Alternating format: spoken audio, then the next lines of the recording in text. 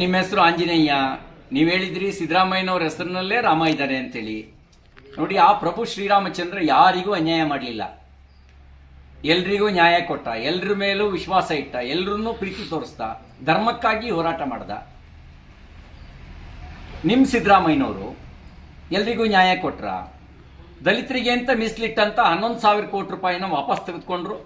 ಅಲ್ಪಸಂಖ್ಯಾತರಿಗೆ ಅಂತ ಹೇಳಿ ವೋಟ್ ಬ್ಯಾಂಕ್ ರಾಜನೀತಿ ಮಾಡೋಕ್ಕೋಸ್ಕರ 10,000 ಕೋಟಿ ಅವ್ರಿಗೆ ಕೊಟ್ಟರು. ಅಂದ್ರೆ ಒಬ್ಬರಿಗೆ ನ್ಯಾಯ ಇನ್ನೊಬ್ಬರಿಗೆ ಅನ್ಯಾಯ ಮಾಡೋರು ರಾಮನಿಗೆ ಸಮ ಆಗ್ಲಿಕ್ಕೆ ಸಾಧ್ಯನಾ ಹೇಳಿ?